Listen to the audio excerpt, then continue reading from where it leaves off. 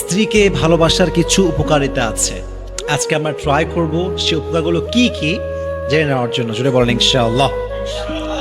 এটা আমি বলছি, এর উদ্দেশ্য এটা নয় যে আমি নারীদের পক্ষে কথা বলছি। আসলে নারীদের হকটা হচ্ছে তারা তাদের স্বামীর থেকে সবচেয়ে উত্তম ভালোবাসা ডিজার্ভ করে, ঠিক কিনা বলেন?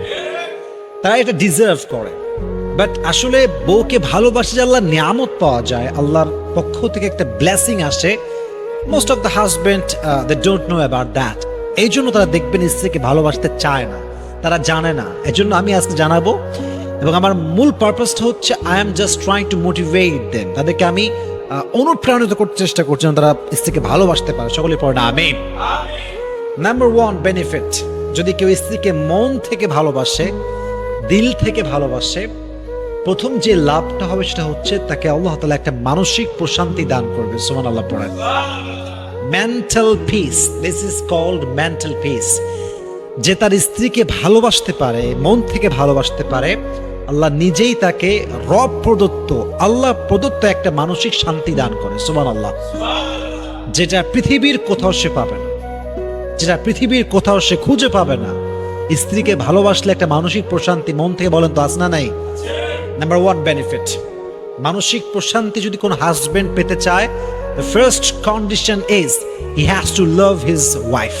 তার বউকে ভালোবাসতেই হবে, এছাড়া কোনো উপায় তার কাছে নাই। যে তার স্ত্রীকে ভালোবাসে না, দেখবেন সে খুব ছটফট, মানে ছটফট করে, অলওয়েজ অলওয়েজ অস্থির, অলওয়েজ কোনো রকম কোনো স্থিরতা নাই, মানসিক অশান্তি, মানসিক ডিপ্রেশন তাকে ঘিরে ধরে। এই জন্য যে তার স্ত্রীকে যত বেশি ভালোবাসে, তার হৃদয়ে মানসিক প্রশান্তি দেয় একজন, তিনি কে? Number one. নাম্বার টু, যে তার স্ত্রীকে ভালোবাসতে পারে, সে স্বামীকে আল্লাহ তাআলা দুই নাম্বার যে নিয়ামত দান করে, দুই নাম্বার তার যে উপকার হয় সেটা হচ্ছে সে পরকীয়ায় জড়ায় না। সেই স্বামী কখনো পরকীয়ায় জড়াতে পারে?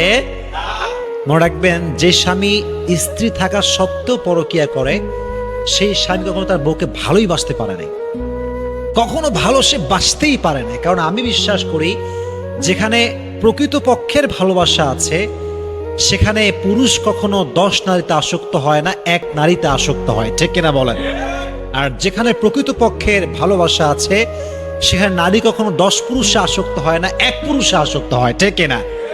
তাহলে বোঝা গেল, যে ব্যক্তি বিয়ের পরেও, চাই সে পুরুষ হোক কিংবা মেয়ে হোক, পরকীয়া করে, সে কখনো তার স্বামীকে অথবা তার স্ত্রীকে ভালোবাসতেই পারে নাই। তাহলে বোঝা গেল, স্বামী যদি তার স্ত্রীকে মন থেকে ভালোবাসতে পারে, তাহলে পরকীয়ার থেকে বাঁচাই দিবে একজন। আওয়াজ দিয়ে বলেন, তিনি কে?